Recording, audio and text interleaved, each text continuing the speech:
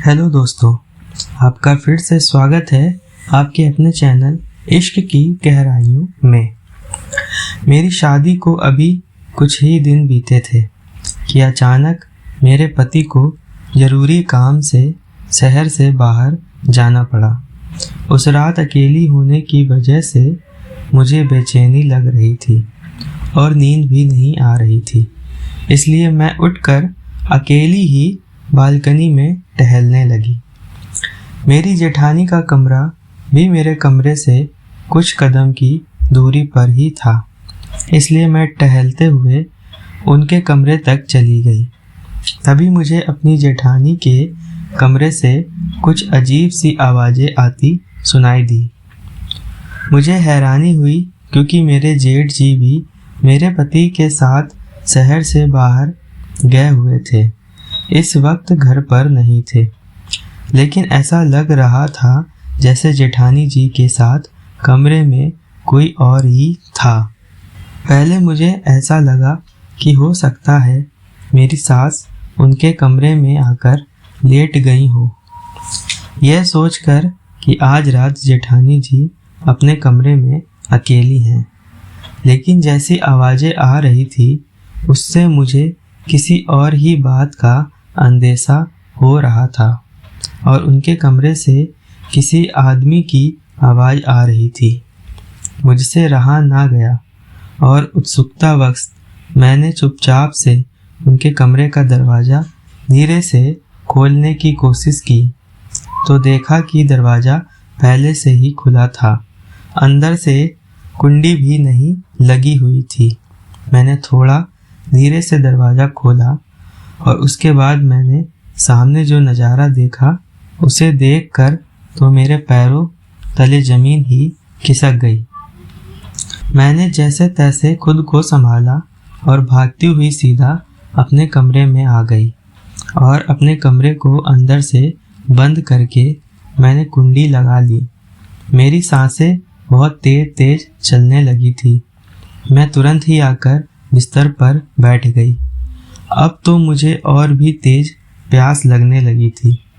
मैंने तुरंत ही बिना गिलास में पानी डाले सारा का सारा पानी जल्दी जल्दी अपने मुंह से अंदर उड़ेलना शुरू कर दिया। मैं इतनी ज़्यादा हड़बड़ी में थी कि बहुत सारा पानी तो मेरे ऊपर ही गिर गया। मुझे अभी तक अपनी आंखों पर यकीन नहीं हो रहा था कि मैंने आखिर आज यह क्या देख लिया। मेरी जेठानी आखिर ऐसा कैसे कर सकती है। दरअसल मैंने देखा कि मेरी जेठानी आगे से मेरे ससुर जी और पीछे से उनके साथ मेरा देवर, मेरी जेठानी एक साथ दो आदमियों के साथ अपनी इच्छा को पूरी कर रही थी।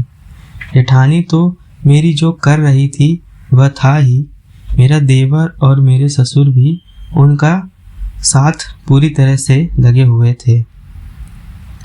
आखिर इस घर में ये सब क्या हो रहा था। जेठानी जेठ जी को धोखा दे रही थी।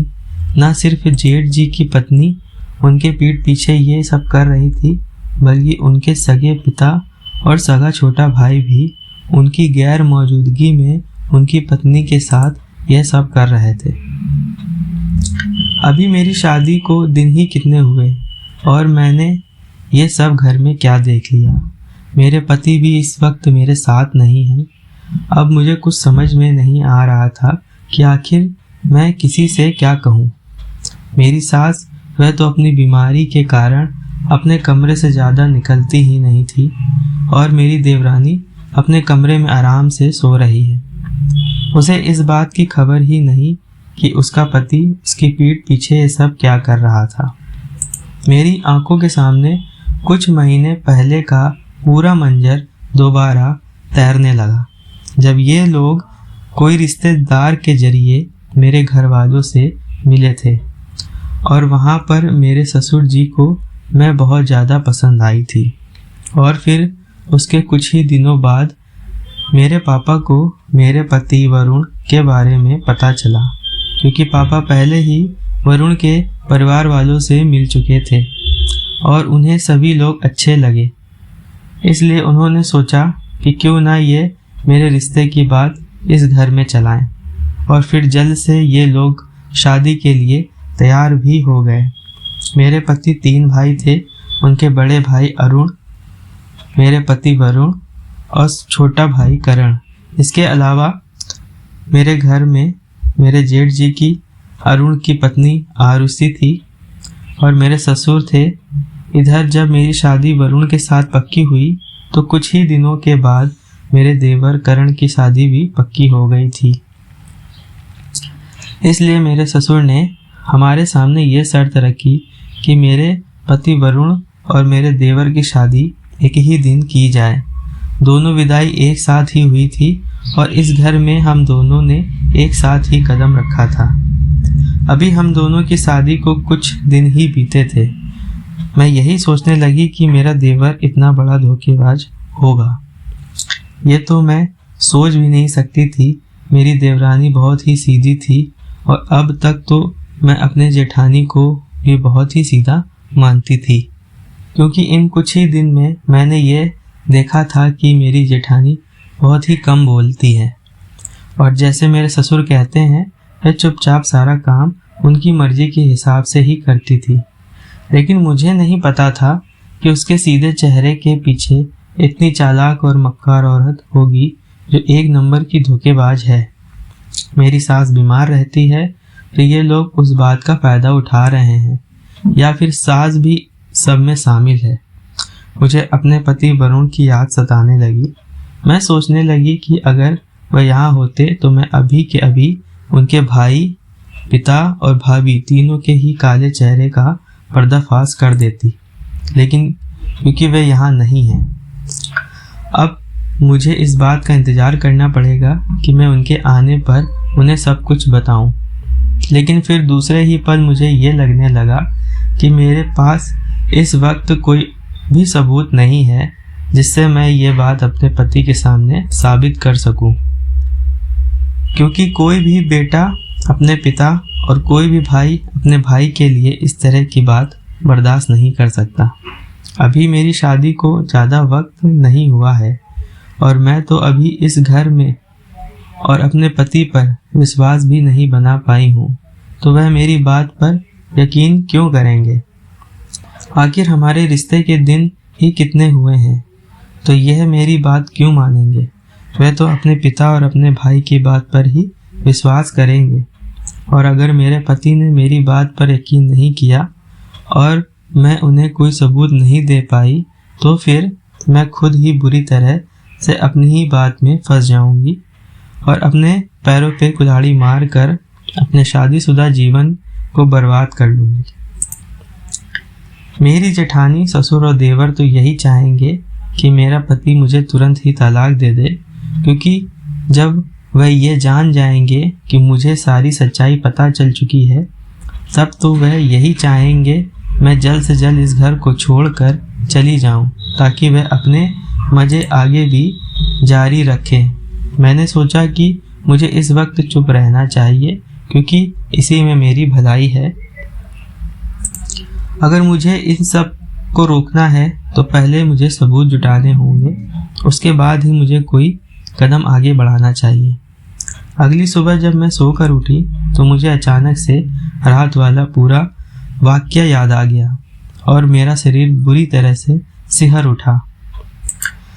लेकिन मैंने खुद को समझाया कि मुझे फ़िलहाल इन सब बातों पर कोई ध्यान नहीं देना है, बल्कि अपने नए शादीशुदा जीवन को अच्छे से चलाने के ऊपर अपना पूरा ध्यान केंद्रित करना है। मैं तुरंत ही फ्रेश होकर किचन में सुबह का नाश्ता बनाने के लिए चली गई। मैं जैसे ही किचन में पहुंची तो मैंने देखा मेरी जेठानी पहले से ही किचन में नाश्ता बनाने की तैयारी कर चुकी थी। उन्होंने मुझे देखते ही एक प्यारी सी मुस्कान दी और मुझसे कहने लगी कि उठ गई वंदना, अच्छा हुआ तुम आ गई। मैं तुम्हें उठाने की सोच ही रही थी। ऐसा करो, तुम सभी के लिए जूस तैयार कर लो, तब तक ये सारा नाश्ता मैं तैयार कर देती हूँ। मैंने देखा तो नाश्ता बहुत सारा तैयार करना था। मुझे लगा कि ये तो अकेले जेठानी के लिए बहुत ही हो जाएगा। मैंने उनसे कहा कि मैं अभी जाकर हमारी देवरानी को बुला लाती हूँ, वह आपकी इतना सारा नाश्ता तैयार करने में मदद कर देगी। तो वह कहने लगी, अरे रहने दो, क्यों बेकार में परेशान करोगी। अगर वह खुद ही उठकर आ जाती है तो ठीक है, वरना मैं पूरा नाश्ता खुद ही तैयार कर लूँगी। मुझे तो आदत है इन सब की। जब आप दोनों नहीं थी तब पूरा काम आखिर मैं अकेले ही तो करती थी। अब कम से कम आप दोनों आ गई हो तो फिर भी मुझे थोड़ा आराम होगा। मैंने इसके बाद अपनी जेठानी से कुछ भी नहीं कहा और जूस तैयार करने लगी। लेकिन मैं मन ही मन सोचने लगी, ये औरत कितनी ज़्यादा चालाक है।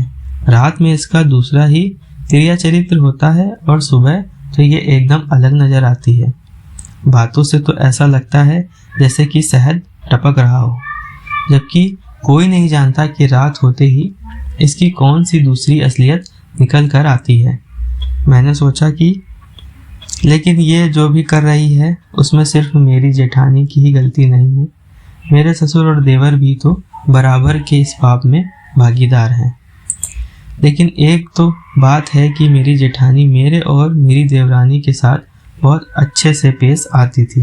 धीरे मेरे उस घर में यूं ही दिन बीतने लगे और मैं हमेशा यही देखा करती थी कि मेरी जेठानी का व्यवहार मेरे और मेरी देवरानी के लिए बहुत ही अच्छा था। वह कभी भी किसी भी काम को लेकर हम दोनों को बोझ नहीं डालती थी। ज़्यादा से ज़्यादा काम खुद ही कर लिया करती थी और हम दोनों को आराम पहुंचाने की ही कोशिश करती थी। मैं कई बार यही सोचती थी, जब ये इतनी ही अच्छी है तो आखिर ये सब क्यों करती है। कहीं ऐसा तो नहीं कि उनके पति में कोई कमी हो जो इनकी इस तरह की कोई ज़रूरत को पूरी नहीं कर पाते। लेकिन फिर मैं ये भी सोचती कि अगर पति वैसी ज़रूरत पूरी नहीं कर सकता तो क्या इसका मतलब यह तो नहीं कि तुम अपने ससुर और देवर के साथ वह सब शुरू कर दो। मुझे तो समझ में नहीं आता कि आखिर मैं अपनी जेठानी को लेकर अपनी राय अच्छी बनाऊं या बुरी बनाऊं।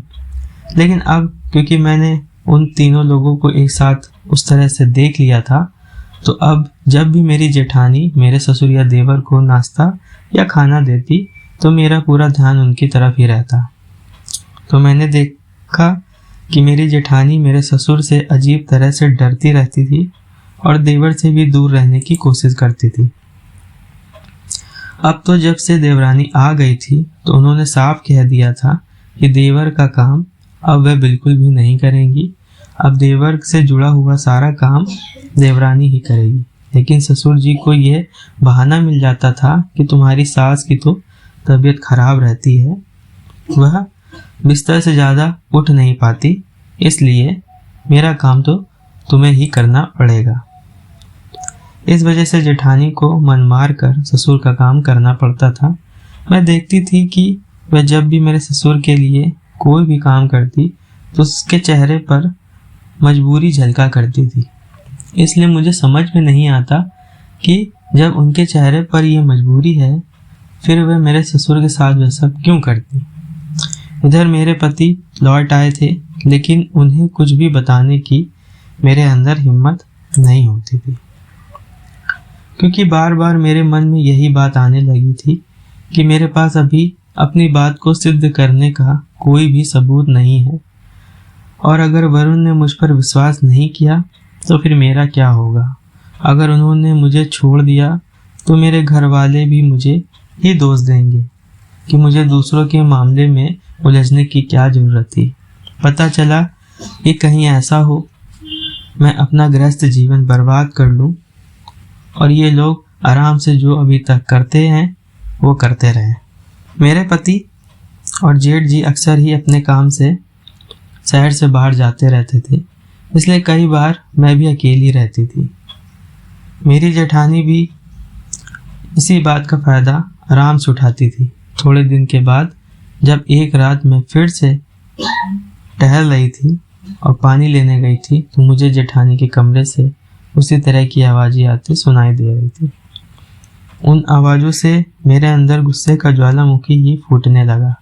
मैं फिर जेठानी के कमरे की तरफ बढ़ गई और जब मैंने धीरे से दरवाज़ा खोला तो बिल्कुल वही नज़ारा था जो मैं इससे पहले एक बार देख चुकी थी।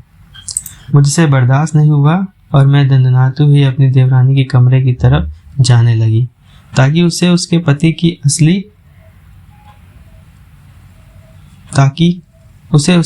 का असली चेहरा दिखा सकूं। मैं जब उसके कमरे के पास पहुंची तो मुझे उसके कमरे से अचानक ही अपनी देवरानी के चीखने की आवाज़ सुनाई दी। ये सुनकर मैं झटके से उसके दरवाजे के पास रुक गई। मुझे लगा कि आखिर ये क्या हुआ। इसका मतलब ये है कि मेरी देवरानी इतनी रात को जाग रही है। तो क्या उसे इस बात का जरा भी ख्याल नहीं है कि इतनी रात को उसका पति आखिर कहाँ गया हुआ है? अब तो मेरे मन में एक साथ हजारों सवाल आने लगे थे। मैं सोचने लगी, तो क्या इसका मतलब यह है कि मेरी देवरानी को इन सब के बारे में पता है? जबकि मैं तो अभी तक यही सोच रही थी कि शायद वे रात को गहरी नींद में सो जाती है, जिस वजह से उसे आज तक पता ही नहीं चला कि उसका पति आधी रात को कहाँ जाता है और क्या करता है। मैंने सोचा कि अगर मेरी देवरानी को ये सब पता है और फिर भी वह अपने पति को इन सब चीज़ों के लिए बिल्कुल भी नहीं रोक रही है, तो फिर वह भी कितनी घटिया औरत है। यह सब सोचकर मेरा मन घिन से भर गया। मुझे समझ नहीं आ रहा था आखिर इन लोगों ने ये सब क्या लगा रखा है। इन्होंने तो सारे रिश्तों की मर्यादाओं को तोड़कर उन्हें तार तार कर दिया है। अब तो मुझे अपनी जेठानी के साथ साथ देवरानी से भी नफरत सी होने लगी थी। मैंने सोचा कि जब ये सब कुछ अपनी मर्जी से करवा रही है तो फिर उसे कुछ कहने का कोई मतलब ही नहीं बनता। इसलिए मैं वापस पलटकर अपने कमरे में जाने लगी। लेकिन जैसे ही पलटकर मैंने अपना कदम आगे की तरफ बढ़ाया, तभी मुझे एक बार फिर से अपनी देवरानी की चीखने की आवाज़ सुनाई दी, जिससे मुझे बड़ी ही हैरानी हुई। मैं सोचने लगी, आखिर मेरी देवरानी कमरे में ऐसा क्या कर रही है। मुझे देवरानी के कमरे के अंदर झांकने के कई रास्ते खोजने लगी। तभी मुझे उसके कमरे की एक खिड़की हल्की सी खुली हुई नजर आई। मैंने अंदर का नज़ारा देखा तो मेरे पैरों तले जमीन ही खिसक गई। मैंने जो कुछ भी सामने देखा वह मैं कभी सपने में भी नहीं सोच सकती थी। मेरे जेठ अरुण मेरी देवरानी के साथ वही सब काम कर रहे थे, वो भी इतनी बुरी तरह से जिसे मैं शब्दों में बयान नहीं कर सकती थी। मेरी देवरानी इस वक्त दर्द में डूबी हुई थी, लेकिन मेरे जेठ को इन सब से कोई मतलब नहीं था। वह क्या तमाशा इन लोगों ने फैला रखा है। मैं तुरंत ही दौड़ती हुई अपने कमरे में आई और मैंने अपने कमरे की दरवाजे की कुंडी लगा ली। मेरी सांस तेज तेज चल रही थी। मैं बिस्तर पर पड़े तकिए को पकड़ लिया और अपने सीने से लगा लिया। मेरे अंदर एक भयंकर डर की लहर दौड़ गई। मुझे ऐसा लगने लगा कि जैसे अब मैं इस घर में बिल्कुल भी सुरक्षित नहीं हूँ। आखिर इस घर में ये हो क्या रहा है? कोई किसी के भी साथ कुछ भी कर रहा है। यहाँ पर किसी की भी इज्जत सुरक्षित नहीं है। वह फूट फूट कर रोने लगी और सोचने लगी कि हे भगवान, मेरे माँ बाप ने मुझे कैसे घर में ब्याह दिया है। ये लोग तो इंसानियत के नाम पर ही शैतान है। ये किसी जानवर से कम नहीं है। जैसे एक जानवर ये सब करने से पहले कुछ भी नहीं सोचता, वह किसी के साथ कुछ भी कर लेता है। ठीक उसी तरह से ये लोग भी अपने रिश्तों की कोई लाज नहीं रखे हुए हैं। कोई भी किसी के साथ कुछ भी कर रहा है और किसी का भी ज़मीर जिंदा नहीं है। ऐसे घिनौने लोगों के परिवार की मैं बहू बन चुकी हूँ। अब मुझे लगने लगा कि इस घर में कोई भी भरोसे के लायक नहीं है। मेरे मन में आने लगा कि क्या वरुण को इन सब बातों के बारे में पता है, या फिर जिस तरह से मैं अभी तक इन सब से अनजान थी उसी तरह मेरे पति भी अनजान है। मुझे तो कुछ भी समझ नहीं आ रहा था। मेरा तो जी चाह रहा था कि मैं अभी के अभी पुलिस को फ़ोन करूं, पुलिस को बुलाकर इन सबको पकड़वा दूं। लेकिन सबसे बड़ी मुसीबत तो यही थी, एक तो शादी के तीसरे दिन ही ये लोग अपने फार्म हाउस में हम लोगों को ले आए। यहाँ दूर दूर तक लोगों के घर नहीं बने हुए हैं जो हम किसी से कुछ भी कह सके। और दूसरा, जब मैं नई नई ब्याह कराई, यहाँ पर हमें यह बताया गया कि इस घर का नियम है कि इस घर की महिलाएं अपने पास मोबाइल फ़ोन नहीं रखती। अगर हम लोगों को किसी से कोई बात करनी है तो हम घर में लगे लैंडलाइन का ही प्रयोग कर सकते हैं। लैंडलाइन का तो ऐसा है कि उससे किसी को फ़ोन करो तो फ़ोन मिलता ही नहीं। यहाँ नेटवर्क की भी प्रॉब्लम बनी रहती है। तो फिर कोई किसी से क्या बात करेगा। मेरी खुद शादी के बाद अभी तक मेरे माँ बाप से सिर्फ एक ही बार बात हो पाई। मैंने कई बार वरुण से इस बारे में बोला था, लेकिन उनको कुछ अजीब ही नहीं लगा। लेकिन अब मुझे धीरे धीरे समझ आ रहा था कि आखिर इन्होंने इस तरह का नियम क्यों बना रखा है। लेकिन शहर वाले घर से इतनी दूर यहाँ गांव के फार्म हाउस जेठानी का तो मुझे पता नहीं, लेकिन मेरी देवरानी ये सब कुछ मजबूरी में ही कर रही थी। उसकी मजबूरी, उसका दर्द मैंने खुद अपनी आंखों से देखा था। वो बुरी तरह से तड़प रही थी और मैं अब कुछ भी करके खुद को और अपनी देवरानी को इस जाल से बचाना चाहती थी।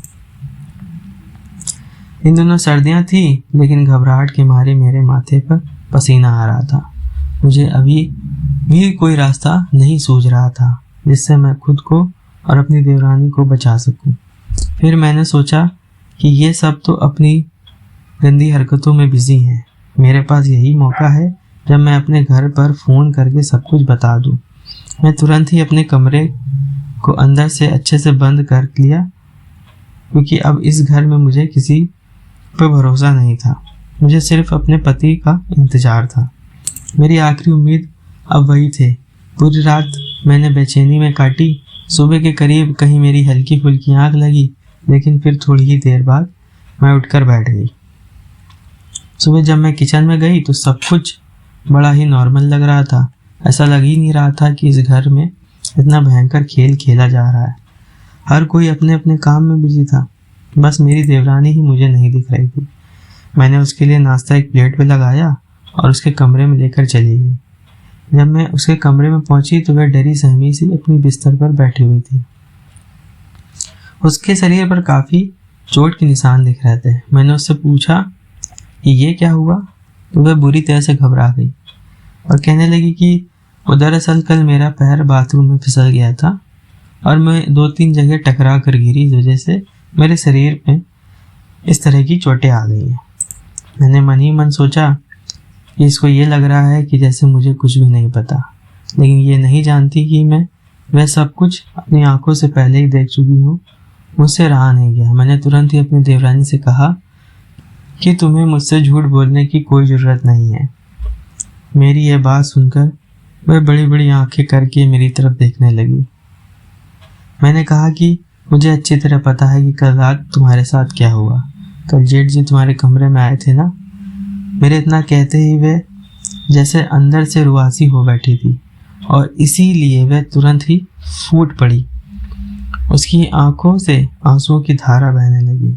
उसने तुरंत ही मुझे गले से लगा लिया और कहने लगी, वंदना दी, कुछ भी करके मुझे इन सब से बचा लीजिए। मुझे नहीं पता था कि ये लोग इतने गिरे हुए लोग हैं। इनके लिए रिश्तों की कोई भी मर्यादा नहीं है। ये लोग किसी को भी नहीं छोड़ेंगे।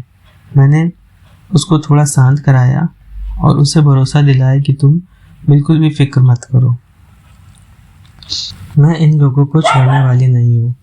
फिर वह मुझसे ये कहने लगी कि क्या इनमें से किसी ने आपके साथ भी?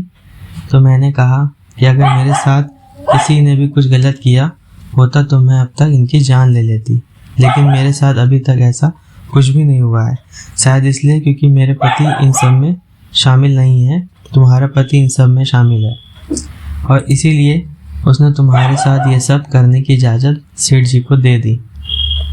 मैंने कहा कि लेकिन तुमने जेठ जी को अपने कमरे में आने ही क्यों दिया? तुमने खुद को बचाने के लिए कोशिश क्यों नहीं की? मेरी बात पर मेरी देवरानी कहने लगी कि दीदी, पहले तो मुझे यह सब पता ही नहीं था कि मेरा पति जेठानी जी के साथ ये सब करता है, क्योंकि अब तक वह मुझे दूध में नींद की गोलियां दे रहा था, जिस वजह से मैं रोज़ रात को गहरी नींद में सो जाती थी और मुझे कुछ भी पता नहीं चलता था मेरा पति आधी रात को कहाँ जाता है और क्या करता है। लेकिन कल रात जब करण ने मुझे दूध पीने के लिए दिया तो अचानक ही उसमें मक्खी गिर गई। इसलिए सोचा कि अगर मैं करण को कहूँगी तो वह दूसरा दूध मेरे लिए बना कर ले आएंगे। इसलिए कल रात को मैंने दूध नहीं पिया और चुपके से उसको फेंक दिया। आधी रात के समय मुझे हल्की सी आवाज़ें सुनाई दी। जब मैंने पलट कर देखा तो देखती हूँ कि करण कमरे से कहीं बाहर जा रहे थे। देखकर मैं हैरान हुई। कि जेठ जी अपने कमरे को छोड़कर मेरे रूम में क्यों लेटकर सो रहे हैं। मुझे कुछ भी समझ नहीं आ रहा था कि आखिर ये माजरा क्या है। मैंने सोचा कि क्या जेठ जी की जेठानी जी से लड़ाई हो गई है, इस वजह से वे नाराज होकर यहाँ लेटे हैं। मैं यही सब सोचते हुए अपने कमरे की तरफ बढ़ने लगी कि तभी मुझे जेठानी जी के कमरे से कुछ अजीब सी आवाज़ आई, जिन्हें सुनकर मैं उनके कमरे की तरफ गई। और जब मैंने उनके कमरे का दरवाज़ा खोला तो सामने जो भी देखा उसे देखकर मेरी तो हैरानगी की कोई सीमा ही नहीं रही। मैंने जैसे ही यह सब देखा और गुस्से कारण करण पे चिल्लाई तो करण ने तुरंत ही आकर मेरा मुंह कस के पकड़ लिया और मुझे घसीटकर मेरे कमरे में लेकर आ गया और मेरे साथ एक साथ कई सारे थप्पड़ लगा दिए। मैंने जब कहा कि तुम ऐसा मेरे साथ कैसे कर सकते हो, तो मेरे पीठ पीछे मुझे धोखा दे रहे हो, तो वह बड़ी ही बेशर्मी से हंसने लगा और कहने लगा, मेरा जो दिल करेगा मैं वही करूँगा। और अब अच्छा ही हुआ जो तुम्हें सब कुछ पता चल गया, क्योंकि मैं अपने भाई को अब और इंतज़ार नहीं करवा सकता। वह तो मुझे पापा ने कहा कि अभी तुम्हें इस घर में आए हुए कुछ ही दिन हुए हैं, तो कम से कम तुम्हें 1 महीने का आराम तो देना ही चाहिए। उसके बाद ही तुमसे जमकर सेवा ली जाएगी। लेकिन चलो, तुम्हें अगर ये सब पहले ही पता चल गया है तो अब तुम्हारी भी सेवा करने का समय शुरू हो गया है, इसलिए अब तुम अच्छे से मेरे भाई और पापा को खुश करना। करण के मुंह से ये बात सुनकर तो जैसे मेरे ऊपर बिजली ही गिर गई। मैंने करण से कहा कि तुम्हें शर्म नहीं आती, मैं तुम्हारी पत्नी हूँ और तुम मेरी इज्जत की रक्षा करने का वचन दिया है, तो मेरे साथ ऐसा नहीं कर सकते। तो वह मुझसे कहने लगा कि ये फालतू की बातें मुझसे मत कर, बल्कि अपनी पत्नी धर्म मेरे प्रति निभा। मैं तेरा पति हूँ और मैं जैसा कहता हूँ चुपचाप वैसा करती जा, नहीं तो तेरे साथ बहुत ही ज़्यादा बुरा होगा। और फिर करण ने तुरंत ही मेरे दोनों हाथों को कपड़े से बांध दिया और 5 मिनट के बाद जेठ जी अपने चेहरे पर एक घिनौनी मुस्कान लिए मेरे कमरे में आ गए। और फिर उन्होंने मेरे साथ जो कुछ भी किया वो तो आप पहले ही देख चुकी हैं। मैंने उनके आगे बहुत हाथ पैर जोड़े, उन्हें रिश्तों का वास्ता दिया। मैंने उनसे कहा कि आप मेरे बड़े भाई के समान हैं, लेकिन उन्हें किसी भी चीज़ से कोई फ़र्क नहीं पड़ा। मैं उनसे अपनी इज्जत की भीख मांगती रही, लेकिन उन्हें मुझ पर कोई दया नहीं आई और ना ही मेरे दर्द और तकलीफ से कोई फ़र्क पड़ा, बल्कि उन्हें तो और मेरे साथ सब करते हुए ज़्यादा मज़ा आ रहा था, इसलिए उन्होंने मेरी एक भी ना सुनी। अपनी देवरानी की बात सुनकर मेरा गुस्से से खून खौलने लगा। मैंने कहा कि मैं इन लोगों को नहीं छोड़ूंगी। मुझे तो जेठानी जी पर इतना गुस्सा आ रहा है कि वह भी एक औरत होकर सब के साथ मिली हुई हैं। मेरी देवरानी तुरंत ही मेरे एक बार फिर से गले लगकर मुझसे कहने लगी कि अब आप कुछ भी करिए, लेकिन खुद को और मुझे इस दलदल से बचा लीजिए। मैंने कहा, तुम फिक्र मत करो, आज वरुण वापस आने वाले हैं, उनके आते ही मैं इन सबको सबक सिखाऊंगी और सब कुछ जेल पहुंचाऊंगी। शाम को जैसे ही वरुण वापस लौटे, मैंने तुरंत उन्हें सब कुछ बता दिया। मेरी बात सुनते ही वरुण की आंखें गुस्से से लाल हो गई। पहले तो वह मेरी बात पर यकीन नहीं कर रहे थे, इसलिए मैं तुरंत उन्हें अपनी देवरानी के पास लेकर गई। मैंने कहा कि अगर तुम्हें मेरी बात पर यकीन नहीं है तो फिर तुम इससे ही पूछ लो, इसके ऊपर तो ये सब बीती है, तो भला ये क्यों झूठ बोलेगी। और इसके शरीर पर जो निशान पड़े हैं वह इसके साथ जो भी हैवानियत हुई है उसी के निशान है।